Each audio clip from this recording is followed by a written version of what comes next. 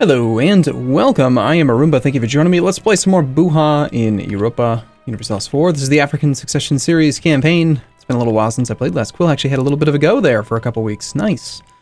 Looking for possible colonies. Development. Not very many good ones. Way the heck up here. Alright, let's do it. Why not, right? We got those colonists, might as well do something with them. Okay, beyond that, I wanted to take a look at merchants, see how we're doing with that. Let's go ahead and just temporarily turn merchants back on, so that we can click through and see where they're all at. I do not like this rebel factions list. It's gonna be fun, right? Alright, so, first merchant, we've got a guy, we're collecting in the Ivory Coast, that is the goal. We've got a guy in the Gulf of Aden, who is steering southward, that makes sense. We have a guy in Goa, who is steering this way, which also, yes, does make sense. Good, okay. We have a guy in Timbuktu, who is steering towards Ivory Coast. That is the best choice, definitely. Quite a bit of money's being dragged north, it looks like. 2 ducats from Tlemcen and Portugal. That's nasty, but okay. Over here, we've got an inland guy who is forcing a little bit of money this way as opposed to this way. Once it gets here, I mean, it is kind of coming down this way anyway. Possible we'd be better off steering here since this is a loss point. Right? Money is being steered. And it's only 2.36 power in this direction that's forcing 3 ducats away. Yeah, I think this is the first merchant we're going to replace. Instead of going here, instead of getting the inland bonus, we're going to take the guy who's in Doab. And we're going to steer it this way. Okay, Congo itself. The money goes south so that we get more like nodes that it jumps through, so we get more boosts to the value. Here we can see that if we look at the number, there has to be an actual merchant there. This number, there, we're increasing outgoing value by 7.4%. And you have to actually have a merchant there to get that multiplier. So I'm wondering if maybe we would be better off trying to get some chained value. Clearly, boosting this by 7% is more valuable than boosting smaller numbers by 7%, right? So we shouldn't be steering in the Great Lakes. And if anything, yeah, we should take the guy who's in the Great Lakes and boost this 37 ducats. Okay, and then as far as the Congo guy, I think again we're going to want to boost this down here. Take the guy from Congo and just get that multiplicative bonus. 7% times 7% times 7%. I mean, we're already looking at, very significant increase. What's 1.07 to the third? 22.5% with a little bit of bonus multiplication there. And then Malacca, got a guy way the hell over here. I'm getting the impression he's probably not really doing that much for us.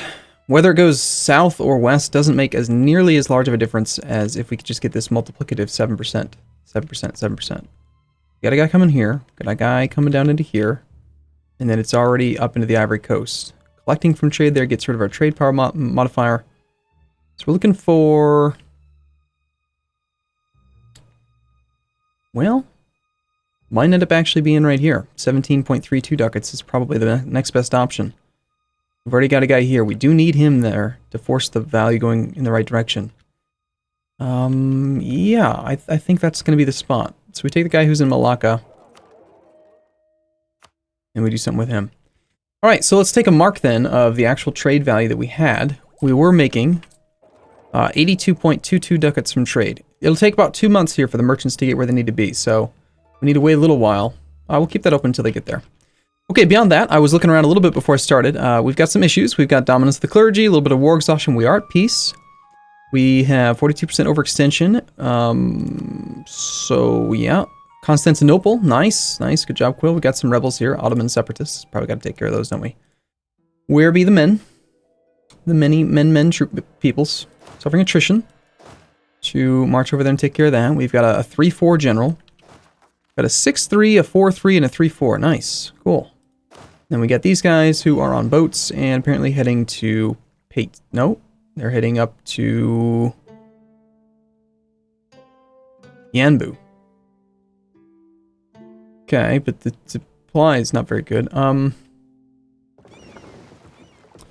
Let's see, how far can we get before the end of this month? We have plenty of manpower. I guess I don't really need to worry about attrition, do I? Yeah, let's just send them wherever they need to be. These guys are all heading to numerous locations. The Mamluks are, I believe, a vassal. They are a march underneath us. Oh. Okay. That's curious. Well, how are we going to have all of Africa if we don't integrate the Mamluks? We've got like 20, 30, 35 years left until the game is over. How are we going to, kick everyone out if we don't integrate them? We've got Najd, who's a regular vassal. This fellow's over here. No cores or claims. You've been a vassal since 52, so clearly we can integrate you. Just need to improve relations with you a bit. We are building a spy network against France. Our technology is 29, 27, 29. Is there anyone in the world who's got Tech 30 dip? No. Okay, so we'll just spy in France then, since I believe they're our rival, and our only valid rival. Yes. Right, okay, one more thing then. The other thing is that I was looking around at some of the estates, right? We've got... Right now we have 75 states with 80 available. There's 21 territories to choose from. I checked through the ledger. One of the biggest ones in here is actually not a state yet. Check this thing out. We're looking for states and territories, total development. Central Ethiopia has 105. It's crazy. And it looks like this. This whole thing right here has 105 development, and we can core it as one state. We make 3.95 ducats for the cost of 1.12. Very good. Yeah, we'll just make an extra 3 ducats. Sounds great.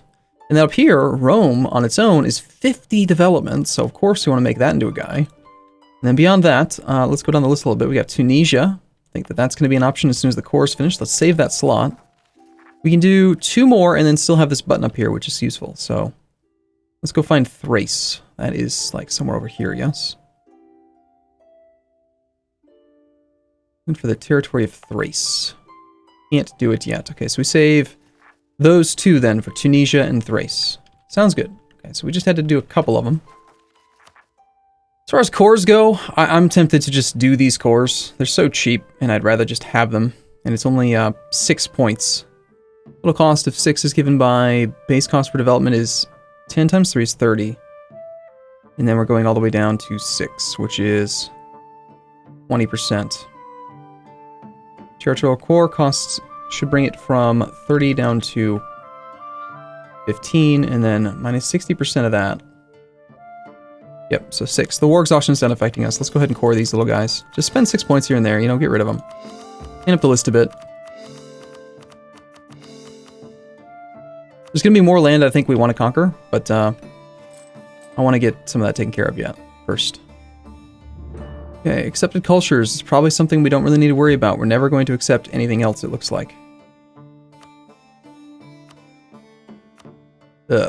Yeah. Plus we're negative on Diplo points. It'd be great to do some culture conversion just to, clean up the country a bit, but... Alright, fair enough. We need to have more than 255 regiments. We have 214 right now with a land force limit of 454. Wow. Okay. We also have plenty of room for boats. We could get another, 50 or so boats. Protecting trade in the Ivory Coast. Our transports over here. We've got heavies and galleys that are mothballed over here. And then we've got these light ships who are also protecting in the Ivory Coast. So all of our trade right now, we're doing nothing but protecting in the Ivory Coast. We got Haiti and Great Britain who are pulling some of our money away.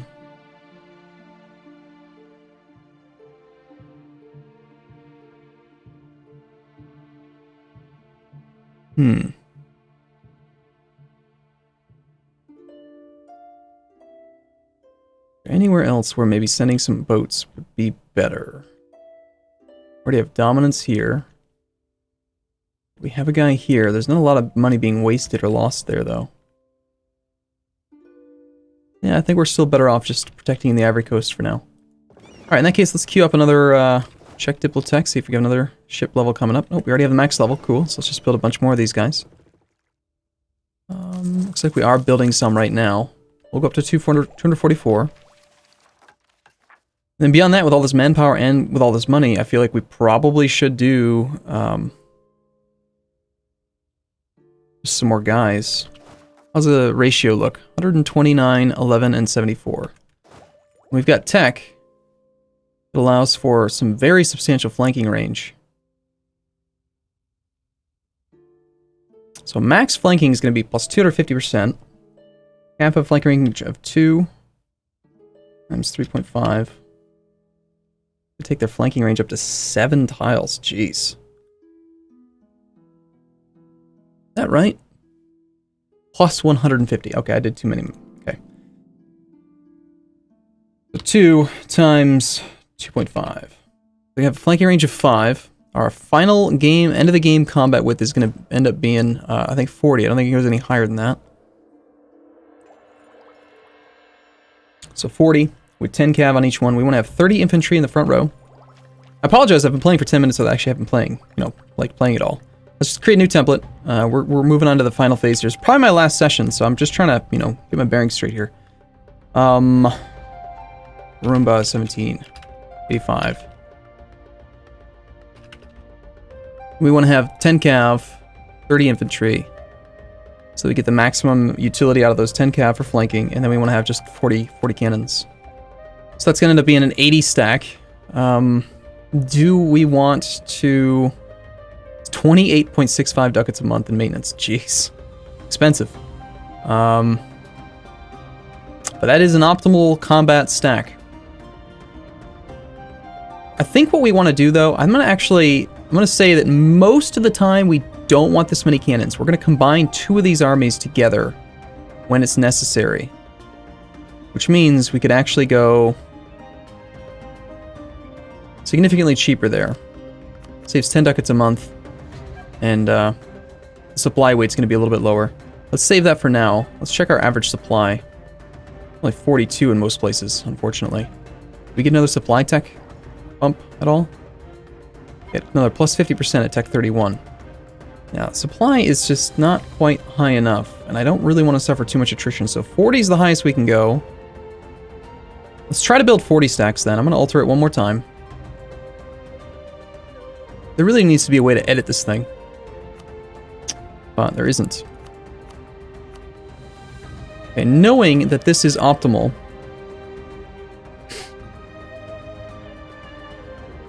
and if we're facing level 6 and level 8 forts, you need to have...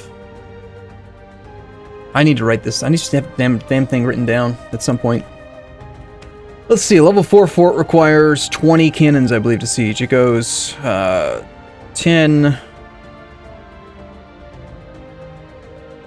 And the next one takes 1, 6, 9, 12, 15, 20, 25. No, it takes 25 cannons.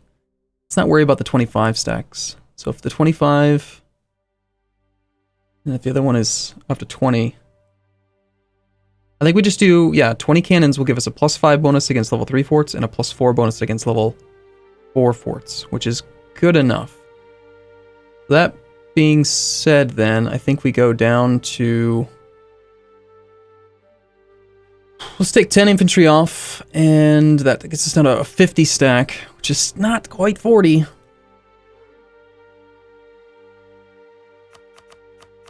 If we go down to a 15 artillery back row, then we've got a plus... only a 3 bonus against level 4 forts. And only a plus 3 bonus as well against level 3 forts, because you need 16 cannons to get the level 4 bonus. 16 is probably better.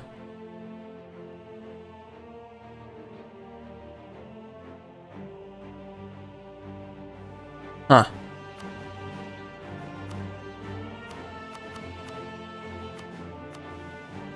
And then the level 3 again was 1, 8, 12.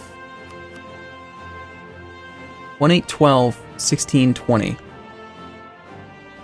Plus 3 bonus against level 2s, plus 2 bonus against level 5s.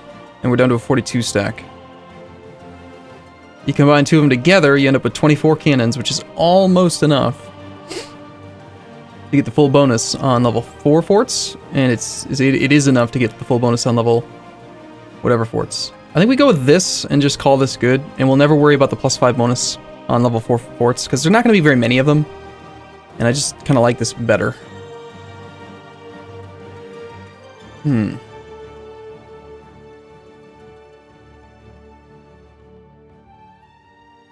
go with that.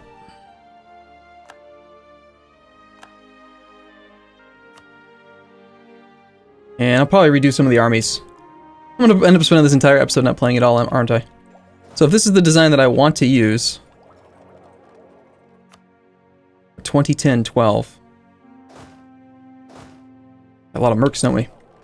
2010-12. Ratio, then, of infantry to cav should be double, and the ratio of infantry to artillery should be almost double. So we need to have roughly 20 infantry per 12 cannons times 74 cannons. We should have like 123 infantry, so we're fine there. We need to have a whole bunch more cav, so let's get the cav trained for now.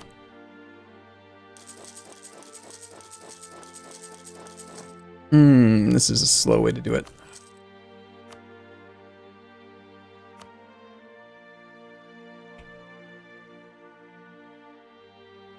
Well, hopefully some of you enjoy the, the thought process, the exercise of going through it, but we definitely want to get a lot more cav.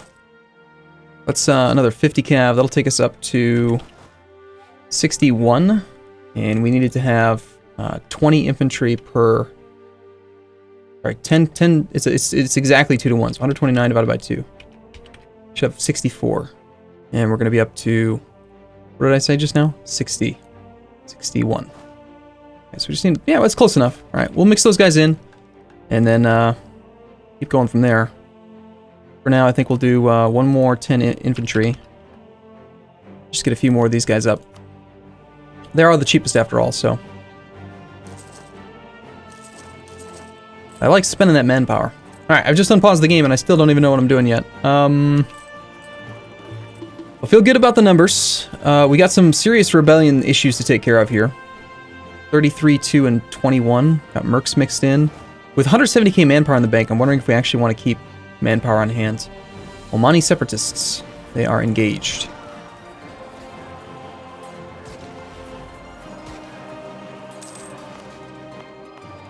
Alright.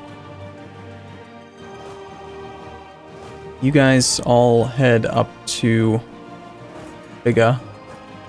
We take an idea right now. Another quality idea. We're ahead of time on military tech. We got 457 points. Getting some yearly army tradition seems very appealing to me. By all means, let's do it. Right now our army tradition's at 59.6, which is fantastic.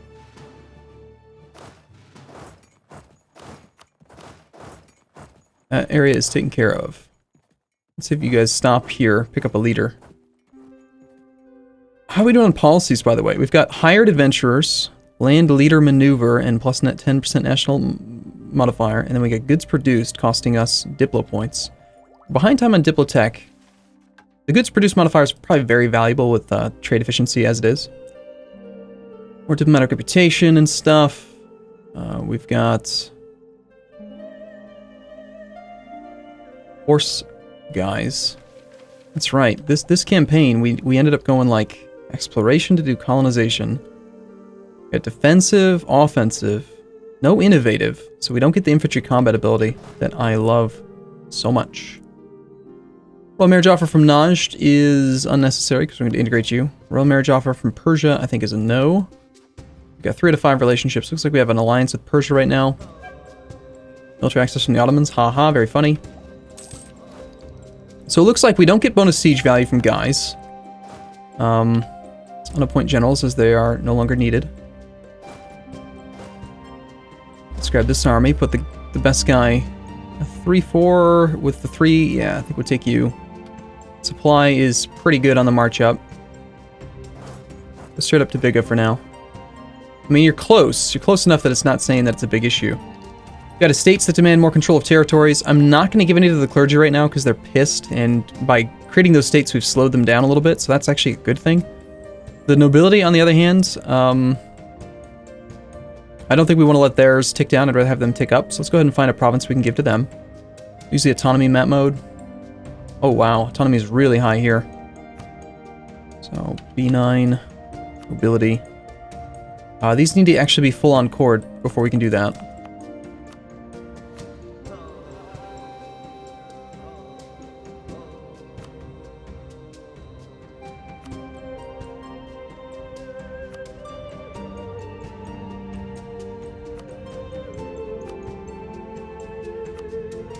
It's like over here. We've got a province with 59% autonomy.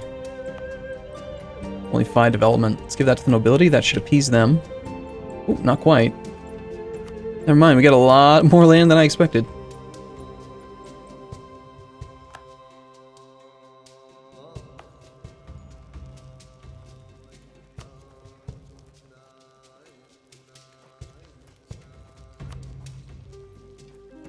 Alright, that is good for now. Let's also ask for some money from the merchant guilds.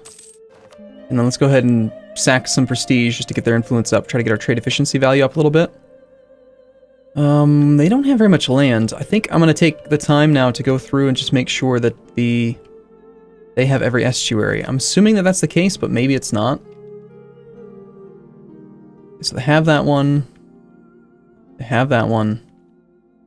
Yes. Yes. Yes. Where's that little stack of coins there? Huh. Kind of cool. That is not my land. Or rather, our land. This is... Yes, my land? It is. Considered to be a territorial core. Yeah. I mean, there's 97.6% autonomy up here.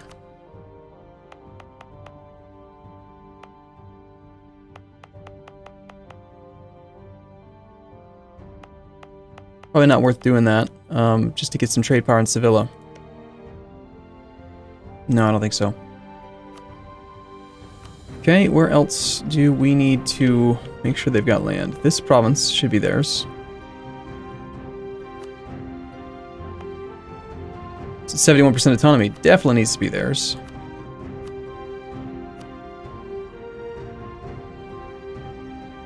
Can't give that until we core it, but we want to do that right away. Given. They own that one. They own that one. They don't own this one.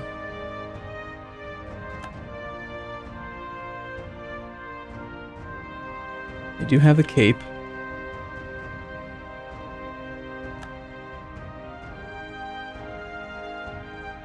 Okay.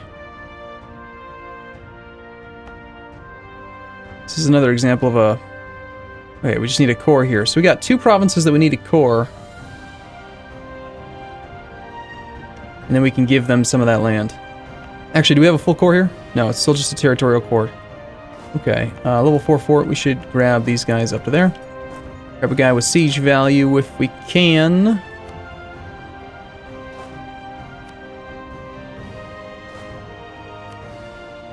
Alright, well, okay, not a lot has been done yet, but I am going to go ahead and take a break here then. And I feel good about some of the changes we've made. We're spending 28.7 ducats a month on forts. Army traditions being increased by... Fully maintained forts is only giving us 0.1. You can get up to a maximum of 1. So we're getting almost nothing from fully maintained forts. Well, depending on unrest, we may get rid of some of these. Alright, for now though, I'm going to take a break here. I'll see you again in the next episode. As always, thank you for watching. I'll see you again soon. See you in a bit.